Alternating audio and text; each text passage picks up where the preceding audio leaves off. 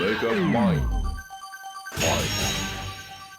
Who doesn't love Australiums? Well, I mean, okay, I don't own any anymore due to generally preferring the more expanded variety of skins, but for a few years there, Australiums were the endgame of TF2 weapon trading, and are still the ultimate way to flex that you do in fact main a class. I've had quite a few Australiums in my day, with the first one being an Australium Tommyslav that actually helped spur me to pick up Heavy as my main, and recently I've been looking over each class's Australium options a lot, and wondering if it's about time to go gold mining again. But that got me thinking. Each class has 2 or 3 Australiums to their name, covering some of their most iconic weapons, but what if they each had one more? What if each TF2 class, by some miracle TF2 update in the year of our Lord 2020 whatever, received one new Australium in their lineup? Well, that's what I'm here to discuss today. I want to give my picks for what the best choice for one new Australium for each class would be. The main metrics I'm determining to use this are iconography, levels of use, and design. For instance, it's easy to say that the sniper should get an Australium Girardi because it's one of the most iconic weapons in the game, but how would that really look? I'm going to try and pick a weapon for each class that's identifiable as an iconic or meta part of their lineup, that's often used by players of the class, and that's design would fit the Australium mold well. Also, no stock weapons, as then we just end up talking about each class's stock melee, and also no multi-class weapons. With obvious exception to the frying pan, Valve seems to be generally averse to adding the concept of multi-class Australiums to the game, and I'll be respecting that in this video. All that said, let's roll.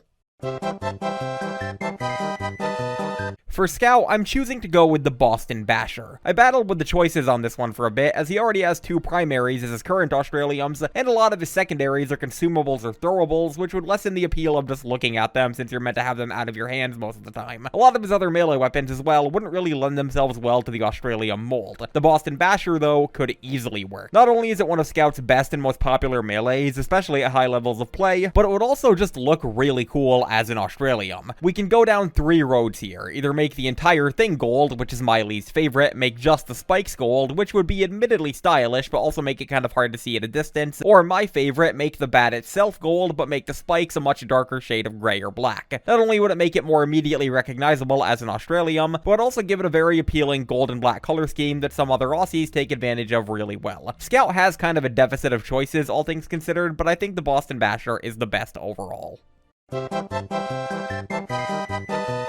Soldier is in a similar position to Scout, as he has 2 primary Australiums and lots of secondaries that aren't great options. His melee weapons, though, have a lot of potential. While stuff like the Disciplinary Action and Equalizer don't really work for entirely different reasons, I landed on 2 potential choices, the Market Gardener and the Escape Plan. The Market Gardener is obviously a key staple soldier weapon and a lot of people's favorite weapon in the game, and I could see a lot of dedicated soldier mains absolutely loving to get their hands on an Australian Market Gardener, whereas the Escape Plan is a more consistently useful utility and an overall more viable weapon. In the end, the Escape Plan won out for me. I'd say make the head and tape at the base of it gold, and make the handle a much darker shade of brown. That way you'd get the same color coordination as with something like the Australium Scattergun, but could also make funny epic haha gaming gold pickaxe Minecraft references with it.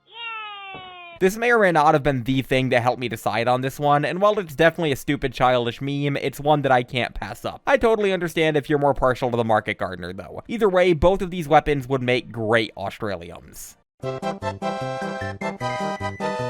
For Pyro, it wasn't even difficult. Not for a second. This is a weapon I'm genuinely surprised isn't available as an Australium already, considering what a powerful and key staple Pyro weapon it is, and how easy it would be to adapt into an Australium on Valve's part, the Flare Gun. The Flare Gun is already one of my favorite weapons visually in the game, as it has such a nice, shiny, plasticky, reflective texture to it that just looks really satisfying under the right lighting environment. This one would be ludicrously easy to adapt and stupidly easy to implement to the Australium mold. Just make the entire barrel golden and keep the black parts the same way. It's such a perfect, easy to implement concept that I'm surprised Valve never pulled the trigger on it. I know some people would also say the Scorch Shot or Detonator, but considering that those are both modeled after the Flare Gun at a base, I'd say the Flare Gun wins out. Those are definitely iconic staple Pyro weapons, but the Flare Gun is so much more visually appealing to me and iconic at a base level. Also, it'd be great to give people less reasons to run the Scorch Shot. Overall, Australium Flare Gun for life.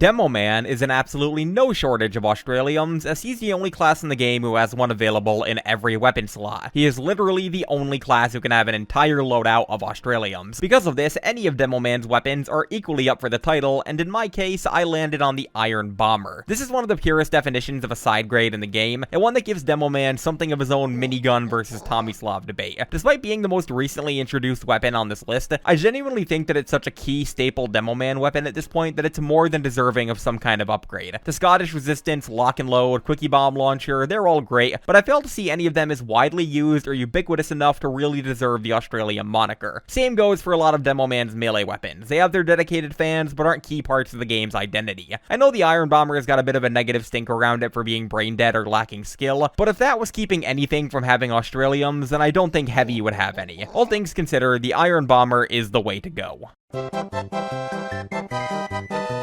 Speaking of Heavy, he's our final class with 2 primary Australiums, and also our final class who's even a remotely difficult choice. I know some people are screaming, Australium sandwich, over and over and over again watching this right now, but that's honestly not my first choice. I think making either the entire thing or just parts of it golden would look kind of weird, and while it'd be very funny and very in character considering Heavy can already eat expensive metal, it's not what I'm gonna go with. Instead, I'm gonna go with another key meta melee weapon, this time being the Fists of Steel. This is another one that just makes too much sense for Valve to ever fully implement. They're already made out of reflective metal, you just have to make them gold. Plus, giving Heavy any sort of Australium he can just wear as gloves would be very funny to me, kind of disrespecting and devaluing the whole Australium concept, and I live for that. And the concept of him using the Fist of Steel to block bullets with literal gold is incredibly badass and in character for Heavy. If any of these ever actually get into the game, they won't. I'd love for it to be this, the flare gun, and one other one we'll discuss later in the video at some point. Not biased, by the way, I use the Holiday Punch.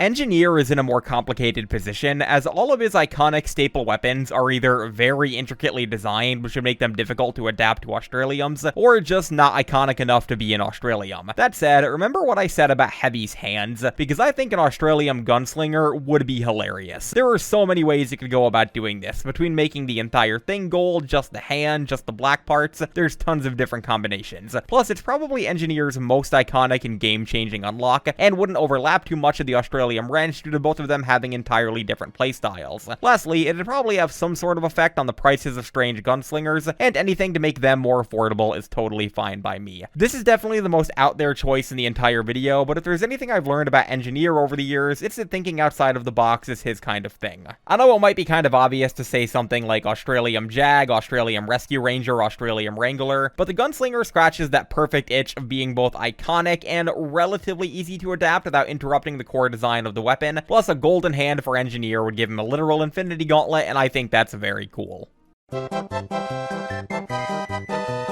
Medic is funny because both of his core iconic unlocks that most people run on his loadouts are not available as an Australium. The obvious choice would be the Crusader's crossbow due to how ubiquitous and commonly used it is on Medic players. It's generally considered one of the best weapons in the game, but I'm a bit more hesitant to use it as its design is a bit too complex to make it readily adaptable to an Australium. Instead, I've decided to go with the Uber Saw. This is another one that I think would be super easy to adapt, and I think Medic players would scoop up like it's nothing. You could make literally the entire thing except for the tube that the Uber charge gets absorbed into golden, which would give it a really cool glowing sheen kind of thing when the tube is filled all the way, and would generally look really neat on either the red team or the blue team. Plus, Medic players love themselves some Australiums, and I think they're all really hurting by the fact that neither of his most iconic weapons aside from his stock Medigun are available as cool golden skins. This one's a lot more simple than the others. It's just a ubiquitous iconic Medic weapon that most Medic mains run, and one that I'm surprised isn't available as an Australium yet.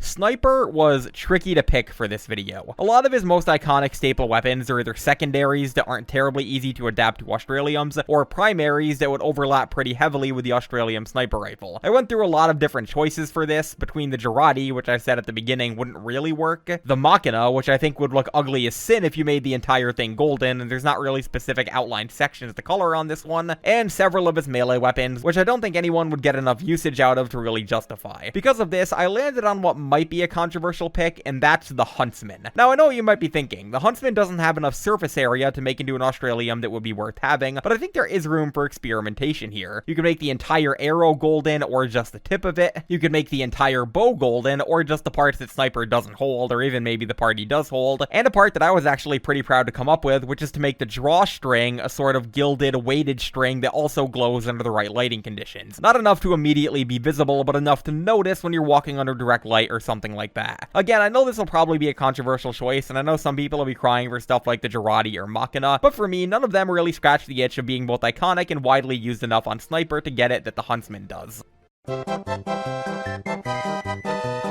And lastly is the Spy. I know the immediate obvious choice would be the Revolver, but not only are we excluding stock weapons here, but also an Australium kunai would look really cool. And I know it's edgy and cringe and weeby and other internet words that don't exist, but come on man, a golden kunai would just be a really cool weapon to have on Spy that would really blend into so many loadouts super well. The kunai is already one of the most consistently popular and beloved Spy unlocks, being revered for being a high execution weapon that's really rewarding when used in the right circumstances, but punishing players who can't use it super harshly. And I think separating the men from the boys with an introduction of an Australium kunai would be a great way to help those top level Spy mains really flex their knowledge and experience with the class, or just blow a lot of money on and then die immediately. This is also the one I was referring to earlier when I said that if any Australiums were added, I'd want it to be this, the Fist of Steel, and the Flare Gun. An Australium kunai would be so cool, and I do not care if anyone makes fun of me for saying that.